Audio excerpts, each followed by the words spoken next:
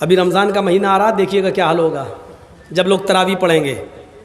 तो आदत नहीं है रात में जागने की, और इमाम साहब हाफिज़ साहब जब लंबी क़िरात करेंगे, पूरा कुरान उनको पढ़ना है भाई, सुनाना है, तो यहाँ वो यालमून और तालमून के अलावा कुछ समझ में नहीं आएगा। आप पढ़ेंगे ऐसे पढ़ेंगे, और वो पढ़ रहे हैं सूरह फातिहा तक तो गाड़ी से ही चलती है। इहदिना सिरातल मुस्तकीम सिरातल लज़ीना अनअमता अलैहिम गैरिल मग़दूबि अलैहिम वलद्दाल्लीन। आमीन, हो गया। अब यहाँ तक तो गाड़ी से ही चलती है हाफिज़ की। इसके बाद अलिफ लाम मीम, अब राजधानी एक्सप्रेस हुई यहाँ से। ज़ालिकल किताबु ला रैब फ़ीहि हुदल लिल मुत्तक़ीन अल्लज़ीना युमिनूना बिल गैब व युक़ीमूना सलाता व मिम्मा रज़क़नाहुम युनफ़िक़ून। आखिरी वाला जुमला समझ में आता है, क्योंकि उसको बेचारे को 2 पारे पढ़ना है, 26 तारीख को, 27 तारीख को, और कहीं 10 दिन में ख़त्म करना होगा तो और कभी कभी तो एक ही रात में कहीं ख़त्म करना पड़ता है। ऑफिस वाले लोग हैं बेचारे, उन्होंने किराए का एक टट्टू बुलाया, एक ही रात में पढ़ते, हम लोग 29 दिन 30 दिन नहीं पढ़ पाएंगे। अब वो जिसको एक ही रात में ख़त्म करना हो उसकी स्पीड क्या होगी, जिसको 29 दिन में ख़त्म करना है वो तो ये है युनफ़िक़ून यालमून तालमून, और जिसको एक ही दिन में ख़त्म करना है उसका हल क्या होगा।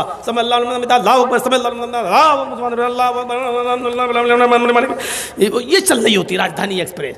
और यहाँ पर कुछ लोग होंगे जो ऐसे नींद बांधे होंगे, अब सो रहे होंगे, फिर हाथ बांध लेंगे, क्योंकि यहाँ बोझ पड़ता है, एक्सरसाइज है ये हाथ की। बहुत से लोग यहाँ बांधेंगे, वो हाथ गिर ही नहीं सकता। नोट कर लो, हाथ नहीं गिरेगा। अल्लाहु अकबर, अल्हम्दुलिल्लाह रब्बिल आलमीन। गर्दन झुकेगी उनकी, हाथ नहीं छूट सकता, क्योंकि पॉजिटिव रेजिस नहीं वो ये होगा, लेकिन हाथ नहीं छूटेगा। क्यों? क्योंकि यहाँ वजन नहीं, एक्सरसाइज नहीं है। हाथ हृदया नमः। हाय अर्जुन, जब ईश्वर की पूजा करने के लिए खड़े हो तो अपने दोनों हाथों को हृदय सीने पर रख लो। लगता है कृष्ण जी भी अहले हदीस थे, ऐसा महसूस हो रहा है। सीने पे रख लो।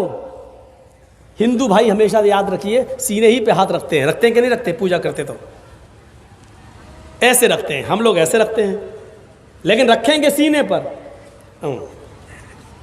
क्यों? उनके धर्म में भी लिखा है हृदय, सीने पर, क्योंकि भक्ति पूजा दिल से होती है।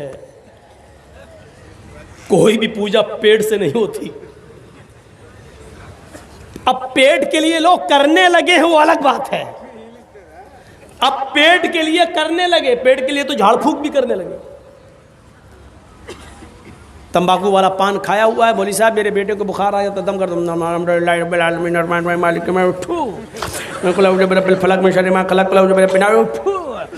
पान भी खाता जा रहा, सुरती वाला तंबाकू भी, और फू फू करता भी जा रहा। तो पेट के लिए अब इबादत हो जाए वो एक अलग बात है, लेकिन इबादत दिल से होती है। कृष्ण जी ने कहा अर्जुन सीने पे हाथ रख लो। हम लोग भी सीने पर हाथ बांध लेते हैं। ओम भूर्भुवः स्वः।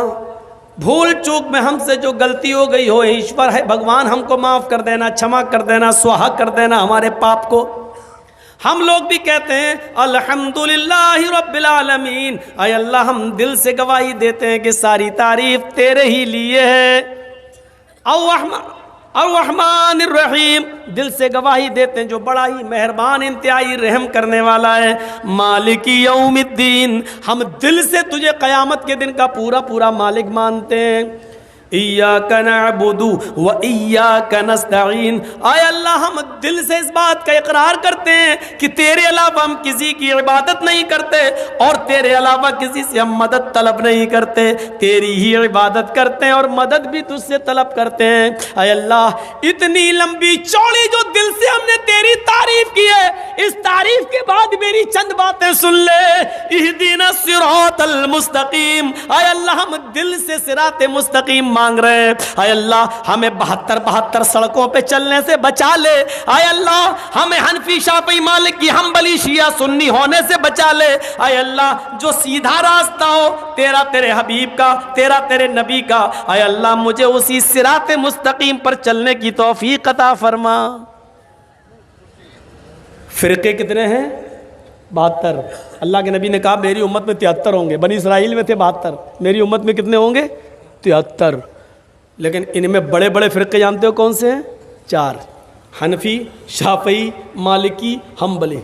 और आप ताज्जुब करेंगे, इब्ने माजा की रिवायत पढ़िए, अल्लाह के रसूल ने ये तो कहा कि मेरी उम्मत में 72, बनी इसराइल में 72 थे, मेरी उम्मत में 73 होंगे, लेकिन जब आपने सहाबा को समझाया तो एक सीधी लाइन खींचकर सिर्फ 4 लकीरें खींची, 2 इधर और 2 इधर।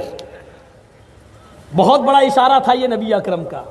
2 इधर खींची और 2 इधर, और इन दोनों पे लिखा एक सीधी लाइन, ये हो गई सीधी, एक इधर एक इधर, एक इधर एक इधर, ऐसे। अब कैसे बताऊं मैं आपको, समझ गए ना?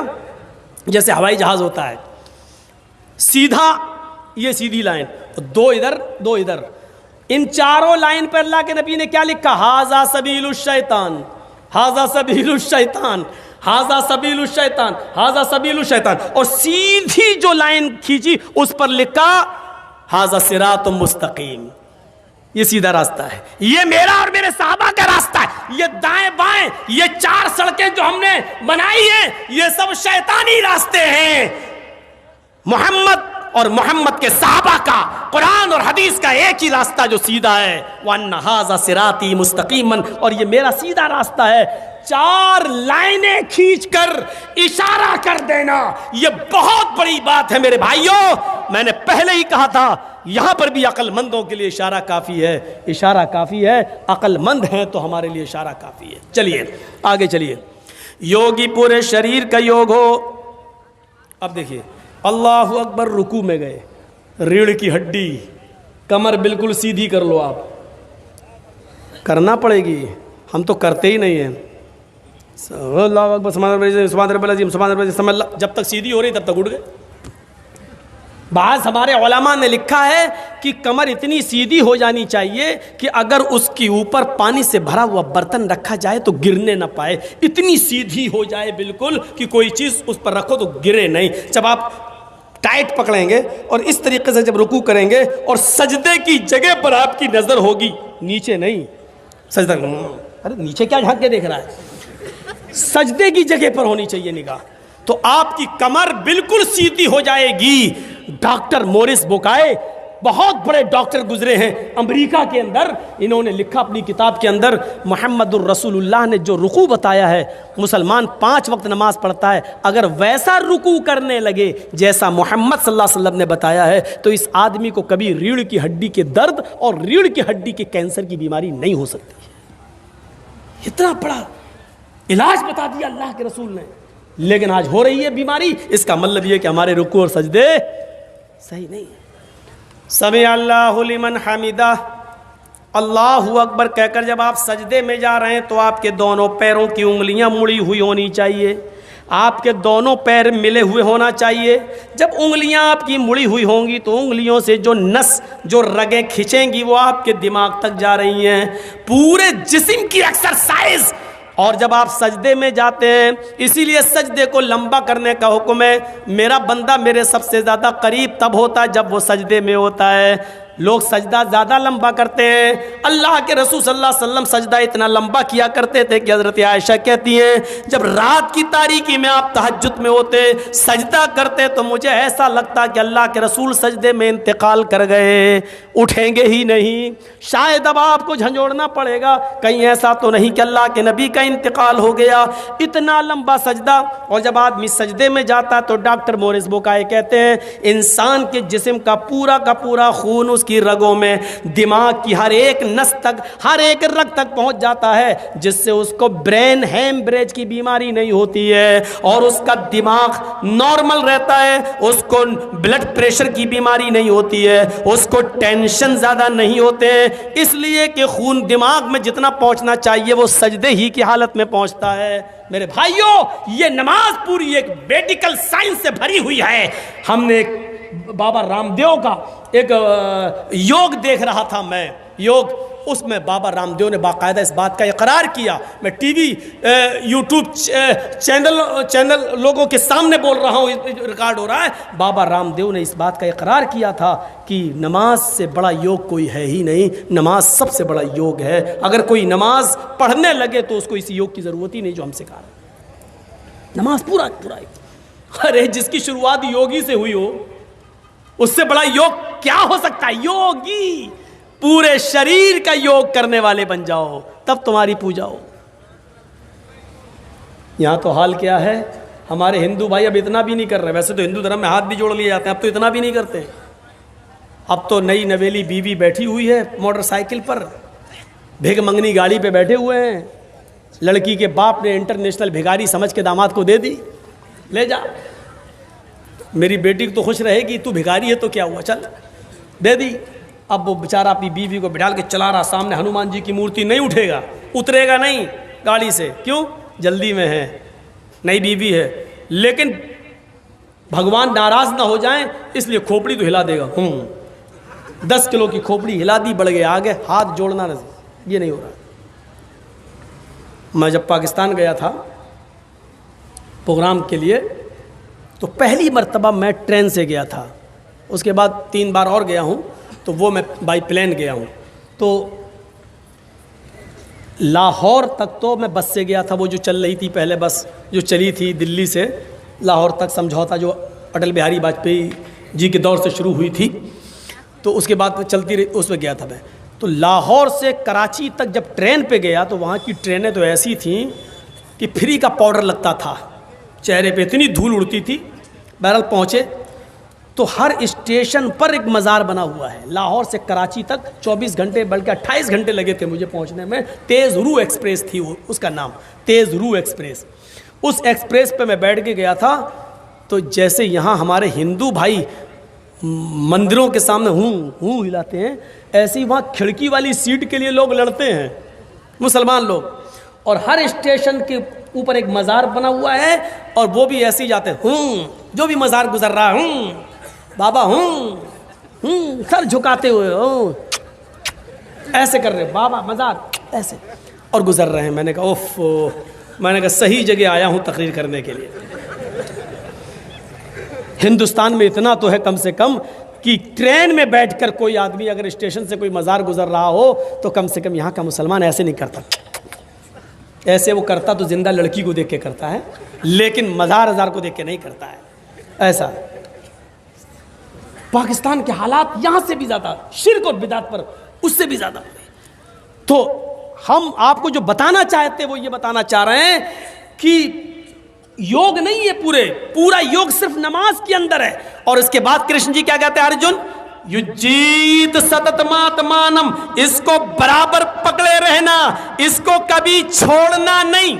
योगी युजीत सतत मातमानम, सतत पकड़े रहना, कभी मत छोड़ना, रहस्य स्थित था। अगर एक दिन भी छोड़ दोगे तो धर्म पे कायम नहीं रहोगे, एक दिन भी छोड़ दोगे तो धर्म पे कायम नहीं रहोगे। अल्लाह के रसूल ने भी तो यही कहा, जानबूझकर अगर नमाज छोड़ दोगे, कसदन मन तरक सलात मुतअम्मिदन फकत कफर, जिसने कसदन नमाज छोड़ दी, जानबूझकर छोड़ दी, उसने कुफ्र किया। अल्लाह के रसूल ने भी तो यही कहा कि धर्म पर कायम नहीं रहोगे। एक अल्लाह के सामने खड़े हो जाओ, इससे ज्यादा तौहीद और नमाज कहां मिलेगी। अब किताबें बुरी नहीं हैं, गीता रामायण ये सब रोशनी दे रही है, कुरान भी रोशनी दे रहा है। भाई सूरज का काम क्या रोशनी देना, अब सूरज की रोशनी में चमगादड़ अंधा हो जाए, उसको दिखाई ना दे, तो इसमें सूरज का क्या कसूर है। कुरान रोशनी दे रहा है, मुसलमानों को दिखाई ना दे, तो इसमें कुरान का क्या कसूर है। गीता और रामायण वेद रोशनी दे रहे हैं, इसमें अगर हमारे हिंदू भाइयों को और पंडितों को दिखाई ना दे तो इसमें इन किताबों का क्या कसूर है। एक अल्लाह के सामने खड़े हो जाओ, यच्चतातिमा लो, अपनी पूरी आत्मा वहीं लगा दो, ऐसे इधर उधर मत देखो, अपनी पूरी आत्मा वहीं लगा दो, दिल से निराशीर, सबसे निराश हो जाओ, ऊपर वाले से नहीं, परिग्रह वो सब कुछ देने वाला। लीजिए आगे कृष्ण जी कहते हैं, पंचम समय कर्तव्य, हाय अर्जुन 5 वक्त ये पूजा करो, 5 वक्त। पवित्र धरती पाक जमीन तलाश करो, और अगर पाक जमीन पवित्र धरती न मिले, धरती जमीन तुम्हें पाक न मिले, मिर्गा चर्म तो हिरण की खाल, मिर्ग मानी हिरन, मिर्ग मानी हिरन, चरम मानी चमड़ा, हिरन का चमड़ा बिछा लो, हिरन के चमड़े पर तुम ये पूजा कर लो। यानी हलाल जानवरों का चमड़ा भी हिंदू धर्म के अंदर हलाल है, उस पर खड़े होकर नमाज पढ़ी जा सकती है। तो ये दूसरी चीज भी हमारे हिंदू भाइयों के अंदर मौजूद है। समानता देखिए आप, कलमा भी है, नमाज भी है। आइए एक चीज और दिखा दें, औरतों में जो पर्दा है हमारे यहाँ,